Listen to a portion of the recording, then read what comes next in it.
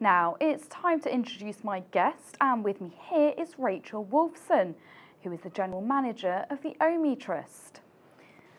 So Rachel, tell me more about the Trust. What's it all about?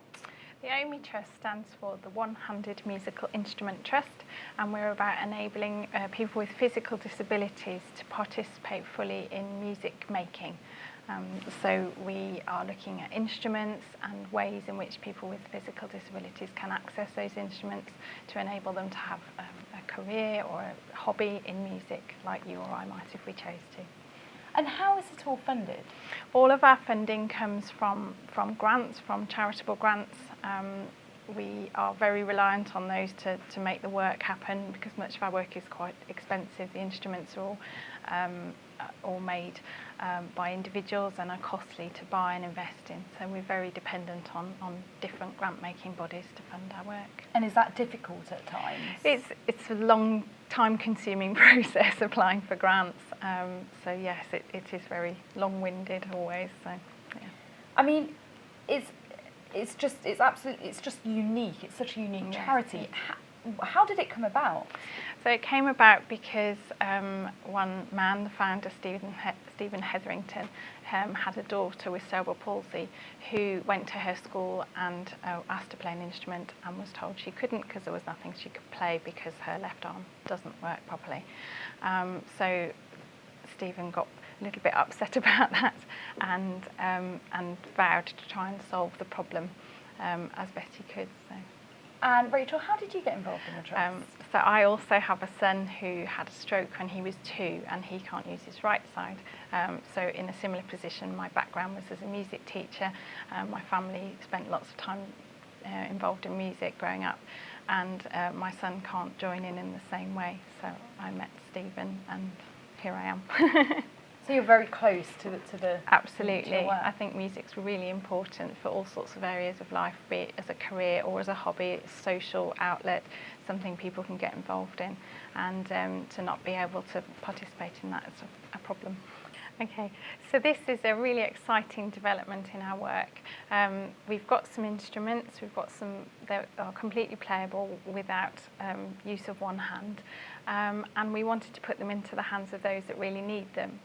So we've worked with partners across the region, specifically Services for Education, who provide the Birmingham Music Service teaching that goes on each week in schools, and Birmingham City University School of Education, who are doing some research alongside the project. And we're taking the instruments, giving the 15 children aged 7 to 11 one-to-one lessons each week for the coming year. And then after Christmas, we'll also have ensemble groups taking place each week. And the research alongside it will be looking at the learning needs and the teaching methods used for those children. Even outside of the area of music lessons, there's very little research been done on teaching children with physical disabilities. So it's a really, really important piece of research for the UK and beyond for education. The government in their National Plan for Education have got a line about music saying that all children should be able to learn instruments, and without work such as ours, this isn't really possible for this group of children, so it's absolutely vital that it goes ahead. I mean, to put this into perspective, this is the first project of its kind across the entire world. Yes, it is.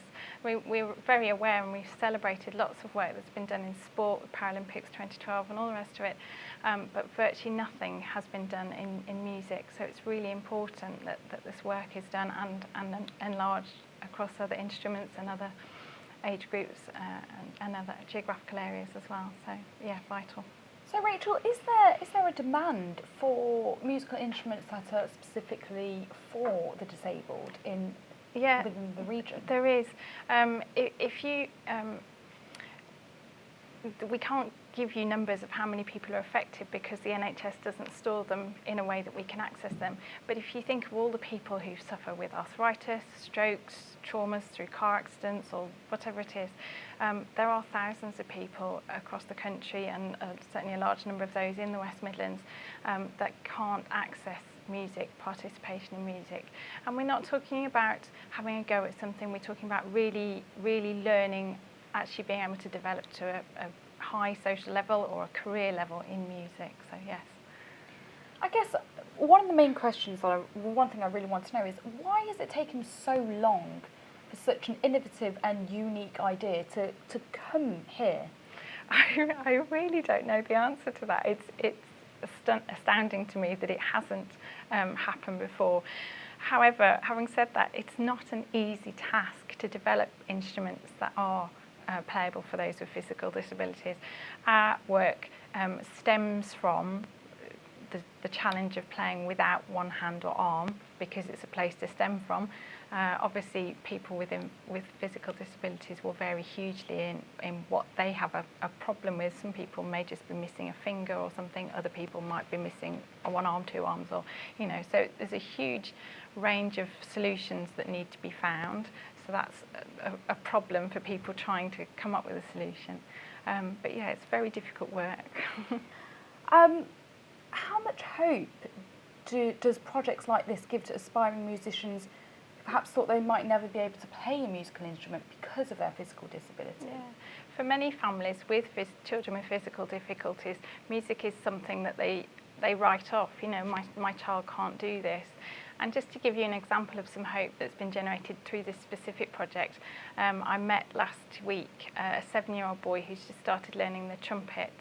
And his mom has a goal for him to take part in the school talent show at the end of the year, because he's never been able to do anything like that. He can't do sport, he can't, he's never been able to do anything like this. So he wants, and I really hope he gets there, to play his trumpet in the end of year school talent show. But it's just goals like that are otherwise unachievable. So it's really important. So it really opens up doors that they never thought could ever be opened. Absolutely. All those things that we do as children, school orchestras and bands and rock groups and all these things, they're just not possible without adapted instruments that hopefully we'll be able to provide. I mean, because there's no doubt about it that a lot of after-school clubs nowadays, they do revolve around music. They certainly do. So it's great.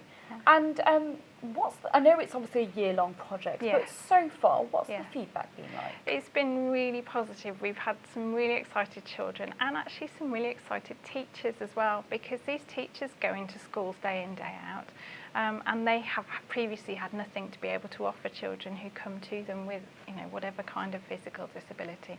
So the fact that they have something now that they're learning how to teach as part of the process is really exciting the teachers as well. And we know that those teachers go into a huge range of schools across the city each week, and so the limited work of the project will be able to spread very quickly through those people involved.